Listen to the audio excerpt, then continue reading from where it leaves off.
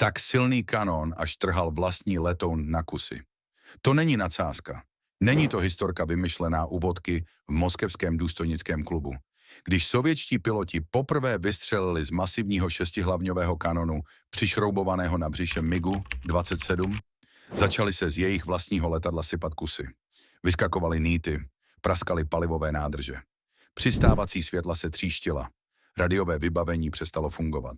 Přístrojový prostor se zaplnil kouřem. Jeden zkušební pilot uvedl, že se celá příď jeho letounu pod zpětným rázem jakoby zkroutila do strany. Jiný řekl, že to bylo, jakoby narážel do cihlové zdi na půl vteřiny, znovu a znovu. A přesto Sovětský svaz postavil přes 1000 těchto strojů. Poslali je do Afghánistánu, prodali je Indii a z MiGu-27 udělali jeden z nejobávanějších bitevních letounů celé studené války. Jak postavíte zbraň tak ničivou, že poškozuje letoun, který ji nese? A proč do těch kokpitů piloti stejně pořád lezli? Tady je příběh sovětského létajícího kanónu, nejpodivnějšího bitevního proudového letounu, jaký kdy za železnou oponou vznikl. Abychom pochopili, odkud se MiG-27 vzal, musíme se vrátit na konec 60. let. Sovětský svaz sledoval válku ve Vietnamu s chladným profesionálním zájmem. Jejich zpravodajci studovali každou americkou misi. Četli získané zprávy z vyhodnocení akcí. Dělali poletové rozbory se severovietnamskými piloty. A to, co se dozvěděli, je hluboce znepokojilo. Američané nasazovali rychlé, těžké jednomístné stíhací bombardéry, které drtily pozemní cíle s přesností, již se Sověti prostě nemohli rovnat. Letouny jako F-105 Thunder Chief a F-4 Phantom nesly obrovské bombové náklady hluboko do nepřátelského týlu. Zasahovali mosty, kolony, zásobovací sklady. Sovětské letectvo nemělo nic srovnatelného. Měli Suchoj Su-7, Dříče, mezi stíhacími bombardéry zavedeného do služby na konci 50. let. Byl rychlý a odolný, ale měl zásadní slabinu. Su-7 byl žrout paliva. Jeho bojový dolet byl žalostně krátký. Stěží unesl 2 bomby a ještě se dokázal vrátit. Sovětští generálové se podívali do tabulek a došlo jim, jaká je pravda. V případné válce s NATO ve střední Evropě by jejich letounům došlo palivo dřív, než by se vůbec dostali k frontové linii. Něco se muselo změnit. V roce 1969 konstrukční kancelář Mikojan představila MiG-23, elegantní nový stíhací letoun pro získání vzdušné nadvlády s měnitelnou geometrií křídel. Proměnná geometrie křídel byla tehdy na západě hitem. Průkopníkem byl americký F-111 a později F-14 Tomcat. Přesunutím křídel dopředu pro vzlet a dozadu pro vysoké rychlosti dokázal letoun skloubit schopnost startovat z krátkých drah s nadzvukovým sprintem. MiG-23 byl navržen k lovu stíhačů NATO nad Evropou, ale sovětští plánovači v něm viděli ještě jinou možnost. Co kdyby vzali tenhle nový drak a předělali ho na útočný letoun? Výsledkem byl MiG-23B, hybrid, který si ponechal měnitelná křídla, ale dostal přepracovanou příď a novou avioniku pro bombardovací úkoly. Byl lepší než starý Su-7, ale pořád to nebylo to, co generálové chtěli. Problém byla příď. MiG-23 byl postaven pro vzdušné souboje. Vpředu nesl velkou radiolokační anténu, která vyhledávala nepřátelské stroje. Pro pilota útočícího na pozemní cíle ta velká kulatá příď zakrývala výhled dolů. Cíl, na který měl udeřit, prostě neviděl. Inženýři museli změnit uvažování od základu. Přestat myslet na vzdušné souboje a začít myslet na bláto, prach a střechy nepřátelských tanků. V roce 1970 začaly práce na specializované útočné verzi, z níž se stal MiG-27. Projekt vedl Michal Waldenberg, tichý systematický inženýr, který strávil roky na programu MiG-23. Waldenberg chápal podstatu problému. Pilot útočného letounu tráví většinu času pohledem dolů. Potřebuje vidět cíl, srovnat si nálet, odhodit pumy a vybrat to dřív, než ho dostane protiletadlová palba. Každá vteřina se počítá. Každý stupeň výhledu. A tak Waldenberg a jeho tým udělali něco radikálního. Uřízli MiGu-23 celou příď a navrhli ji od nuly. Kulatou příď stíhačky nahradil dlouhý klín strmě skloněný dolů. Vypadala skoro jako příď rychlého člunu. Z kabiny teď pilot viděl na zem před sebou téměř bez překážek. Sovětským posádkám stačil jediný pohled na ten podivný nový tvar a hned mu dali přezdívku. Říkali mu balkón, protože když se v kabině nakloníte dopředu, máte pocit, jako byste stáli na hraně balkonu ve výškovém domě. A ta přezdívka se držela po celou dobu služby letounu. Za balkónovou přídí inženýři umístili novou generaci avioniky. Laserový dálkoměr, balistický počítač, závěsníky pro širokou škálu výzbroje. Výsledkem byl letoun, který na první pohled vypadal povědomně, ale uvnitř to byl úplně jiný stroj. První prototyp vzlétl 20. srpna 1970. Státní zkoušky probíhaly 3 úmorné roky. V roce 1973 byl návrh hotový a v roce 1975 MiG-27 oficiálně vstoupil do služby u sovětského letectva. NATO mu přidělilo kódové označení Flogger D a už od začátku piloti věděli, že létají s něčím výjimečným. Výhled z kabiny byl lepší než cokoliv, co dosud zažili. Pumová zátěž byla obrovská, až 4 tuny výzbroje zavěšené pod křídly a trupem. Letoun unesl klasické pumy, kazetovou munici, řízené střely s laserovým navedením, rakety a v některých konfiguracích dokonce i taktické jaderné zbraně. Křídla s měnitelnou geometrií mu dávala ještě jeden trumf, který piloti útoků na pozemní cíle milovali. Nastavili je dopředu a proudový stroj dokázal vzlétnout z rozbitých, krátkých drah poblíž fronty. Sklopili je dozadu a mohl se přes nepřátelské území řídit téměř rychlostí zvuku. Žádný západní útočný proudový letoun té doby tuhle kombinaci nedokázal nabídnout. Jenže nic z toho nebylo to, co dělalo MiG-27 skutečně hrozivým. Pravé monstrum byl kanón. Zbraň připevněná pod trupem MiGu-27 se jmenovala G630. Nebyl to obyčejný kanón. Byl to 6hlavňový rotační kanón, sovětská odpověď na proslulý americký Vulkan, jenže ve všem větší a drsnější. Zatímco Vulkan střílel 20 mm náboje, G630 chrlil 30 mm. Každý náboj byl zhruba velikosti malé pivní lahve. A těch 6 hlavní se točilo rychlostí, která byla k neuvěření. Podle zvoleného režimu dokázal pálit 4 až 6 tisíc ran za minutu. Nechte si to projít hlavou. V maximu kanón chrlil z letadla 100 střel za sekundu. 2sekundová dávka dokázala vyprázdnit téměř polovinu muničního bubnu. Záblesk na ústí byl tak jasný, že piloti letící v noci byli dočasně oslepeni. Hluk i přes utěsněný kokpit a koženou leteckou přilbu popsal jeden ruský pilot jako stát vedle nákladního vlaku, který se vykolejuje na ocelovém mostě. A zpětný ráz. Ach, ten zpětný ráz. Tady začaly potíže a tady se zrodila legenda o létajícím kanónu. Když konstruktéři navrhovali G630, spočítali sílu zpětného rázu na zhruba 5,5 tuny působící proti draku letounu. 5,5 tuny, které znovu a znovu buší do břicha letadla 100krát za sekundu. První zkušební střelby odhalily problém, který nikdo nečekal.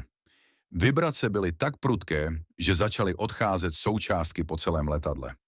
Při raných letech piloti po návratu ze střeleb nacházeli v trupu praskliny. Žárovka světla na příďovém podvozku téměř pokaždé po výstřelu praskla. Palivová vedení se na spojích povolovala. Laserový dálkoměr, přesně ten přístroj, který pilot potřeboval k přesnému míření, někdy hned po dávce přestal fungovat. Navigační přístroje vykazovaly odchylky, vyskakovaly pojistky. V nejhorších případech piloti hlásili, že elektrická soustava letounu se na chvíli úplně vypnula a kabina se na děsivou sekundu či 2 ponořila do tmy. O jednom zkušeném pilotovi se vypráví, že svému velitelovi Perutě řekl: soudruhu, z letadla nestřílí kanón, letadlo střílí z kanónu. Byl to vtip, který byl zároveň doslova pravdivý. Sovětské letectvo mohlo couvnout. Mohli vyměnit G630 za něco menšího a kročího. Neudělali to. Milovali, co ten kanon dokáže. Jediná 2sekundová dávka dokázala roztrhat obrněný transportér, jako by byl z lepenky. 4sekundová dávka přemlela kolonu nákladních aut na šrot. Střely existovaly v tříštivotrhavé i průbojné verzi a při kadenci, jakou kanon pálil, byla samotná masa kovu ve vzduchu ohromující. Místo aby kanón odstranili, zavedli konstruktéři omezení. Pilotům se nařídilo nikdy nestřílet z kanónu s vysunutým podvozkem, protože vibrace by mohly poškodit jeho mechanismus. Bylo jim zakázáno střílet s přídavnými palivovými nádržemi na závěsnicích, protože nádrže by se mohly roztrhnout. Dostali pokyn držet dávky krátké, ideálně ne delší než 1 sekundu, aby co nejméně poškozovali vlastní stroj. Drak v okolí uložení kanónu byl vystužen. Byly instalovány nové gumové tlumiče, aby část rázu pohlcovaly. I přes všechna tato opatření musely některé pozdější verze letounu pokaždé ostré střelbě absolvovat kompletní technickou prohlídku. Kanón zkrotili, ale jen napůl. Bylo to, jako byste si napříč letadla připoutali lva a řekli mu, ať je v klidu. Letové posádky přistupovaly k G-630 s kombinací hrdosti a čirého strachu. Věděli, že když stisknou spoušť, stane se něco výjimečného. Výcvikové filmy ukazují MiG-27, jak v nízké výšce přelétají střelnice, a ve zpomalených záběrech je vidět, jak se celý stroj při zahájení palby fyzicky zachvěje. Špička se nepatrně skloní. Z potrupu se valí plameny a kouř. Cíle se prostě rozpadnou. Tanky, náklaďáky, bunkry. Během pár vteřin se z nich stanou hořící trosky. Není na tom nic jemného. MiG-27 kolem cílů netančil jako stíhač. Přivalil se nízko a rychle, spustil kanón a nenechal po sobě nic. Pro sovětskou armádu, která tyto ukázky sledovala, bylo poselství jasné. Postavili létající mlýnek na maso. A brzy měli dostat opravdovou válku, v níž ho prověří. Ta válka přišla v prosinci roku 1979, kdy sovětská vojska překročila hranici do Afghánistánu. To, co mělo být rychlým zásahem, se změnilo v téměř desetiletí brutálních horských bojů. Afghánský odpor, známý jako mudžáhidé, se ukázal být tvrdší a houževnatější, než si v Moskvě kdo dokázal představit. Schovávali se v jeskyních, přepadali kolony z hřebenů, pohybovali se pěšky terénem, kde je sovětské tanky nemohly následovat. Sovětské letectvo na problém vrhlo všechno, co mělo. Bitevní vrtulníky, staré stíhací bombardéry Suchoj a v polovině 80. let už ze základen jako Bagrám a Šindant startovali na mise letky MiG-27. Piloti těchto misí létali v jedněch z nejnepříznivějších podmínek, jaké si lze představit. Afghánské hory se zvedají do výšek, které ženou proudové motory na hranici možností. Řídký vzduch citelně ubíral letounům výkon. Letní teploty na letištní ploše stoupaly tak vysoko, že rozjezdy k vzletu se nebezpečně protahovaly.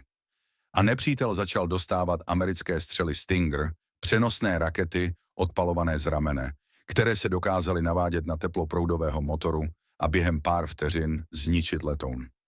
Letět bitevní misi nad Afghánistánem znamenalo smířit se s tím, že každý průlet nad cílem může být poslední.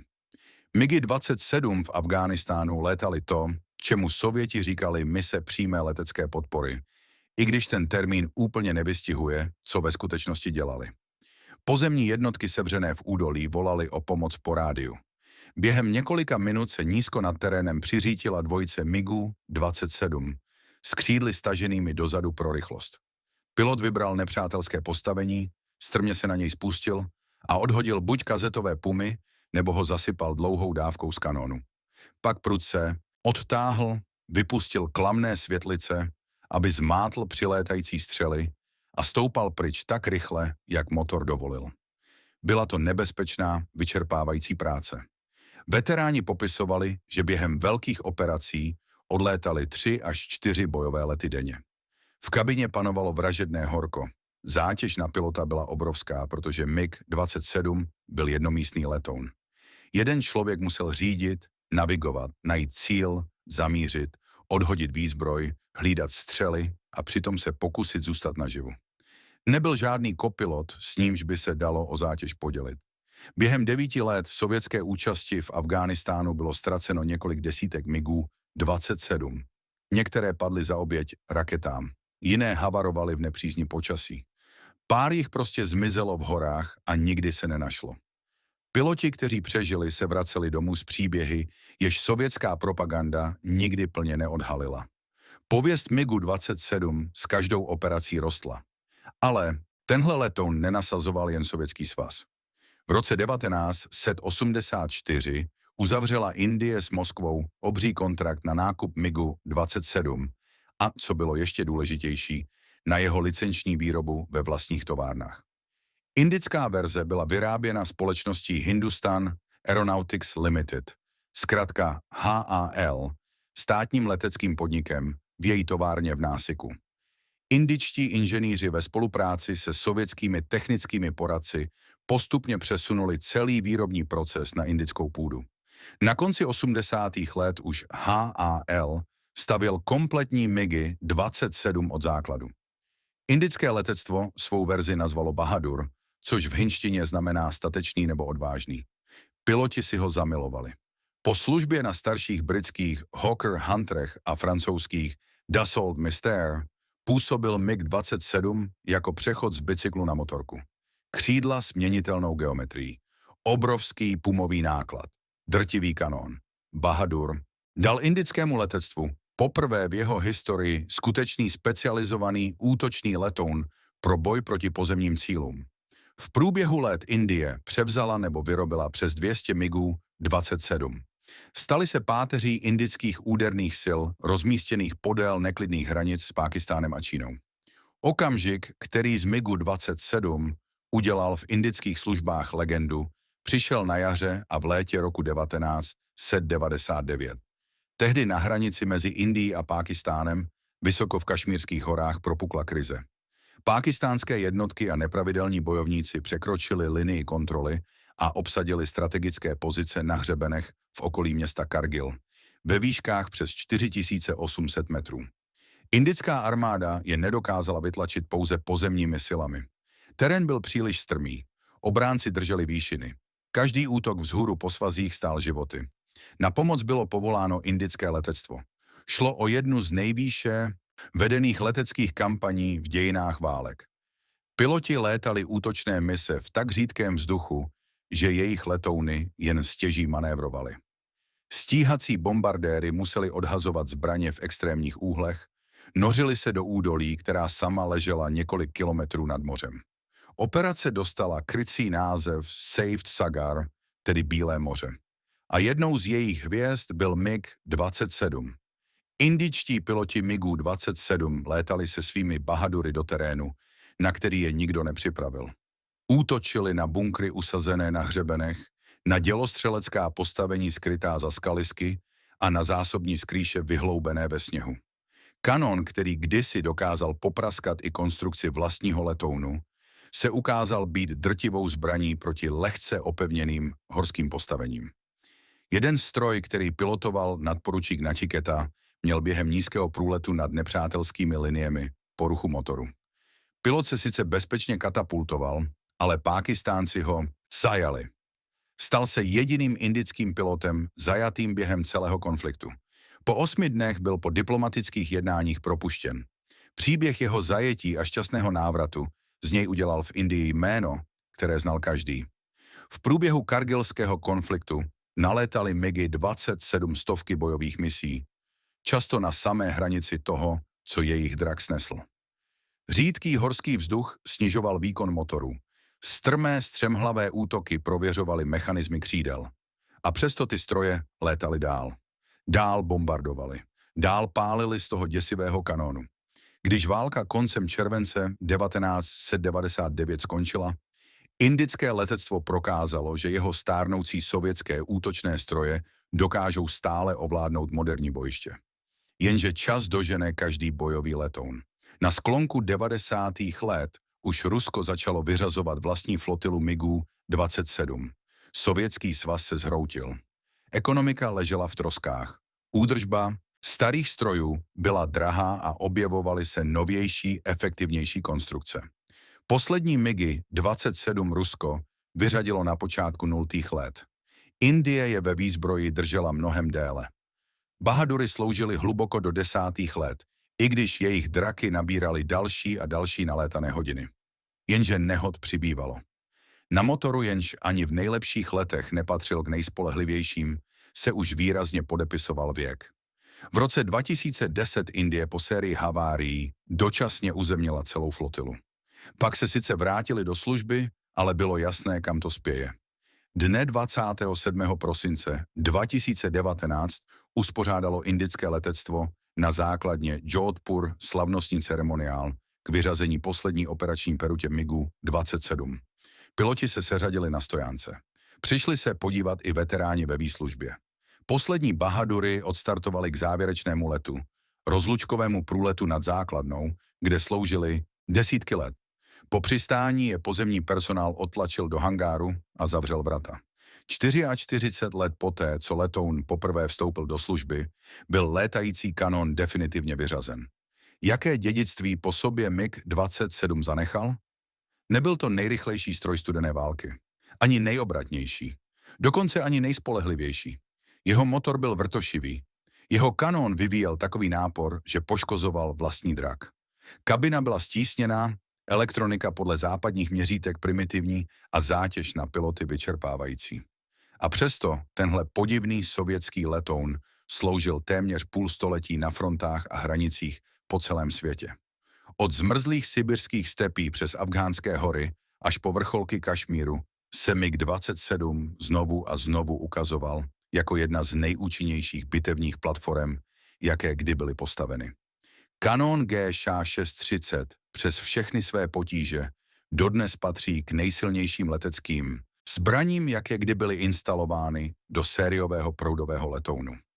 Balkonový nos se stal určujícím vizuálním prvkem sovětské konstrukční školy útočných letounů, kopírovaným a upravovaným v pozdějších projektech. A základní filozofie, na níž byl letoun stavěn, totiž že bitevník musí vznikat podle potřeb pilota, který se nízko a pomalu plíží nad nepřátelským územím, ovlivnila celou generaci ruského i indického uvažování o vojenském letectví. Sven Berge ve Švédsku dokázal, že tank může fungovat i bez věže. Francouzští inženýři z Panhardu dokázali, že kola mohou nahradit pásy. A Michael Waldenberg v Moskvě dokázal něco neméně překvapivého. Dokázal, že na letoun lze přišroubovat nepředstavitelně výkonný kanon, smířit se s tím, že při každém výstřelu bude stroj trpět a přesto z toho udělat jednu z nejobávanějších zbraní studené války. Protože někdy ve válce funguje právě to brutální řešení. MiG-27 si na eleganci nepotrpěl. Na jemnost už vůbec ne. Záleželo mu na jediné věci a jen na ní. Jít nízko, přiblížit se a rozpoutat peklo na všem, co mu stálo v cestě. Dnes přežívá jen hrstka MiGů-27, rozesetých po muzeích v Rusku, Indii a několika bývalých sovětských republikách. Většina z nich stojí tiše, motory studené, kanóny prázdné. Ale přistupte k jednomu a postavte se pod břicho stroje. Podívejte se na ústí toho šestihlavňového kanónu. Stále míří vpřed, jako by byl připraven pálit.